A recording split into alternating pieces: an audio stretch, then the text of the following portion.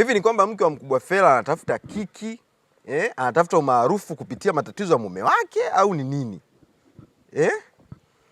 Mbona kama hii issue anaifanya Kiswahili sana? Yaani inaonekana kama anafurahia watu kumjibu. Wote unajua kwamba Diamond alikuwa anamhudumia Mkubwa Fella na alimpeleka India. Yaani asilimia kubwa ya wadau wa muziki, hata watu baadhi ambao wanafuatilia hivi vitu wanafahamu kwamba Diamond ndo ambaye alimgharamia gharama za kumpeleka India na vitu vingine.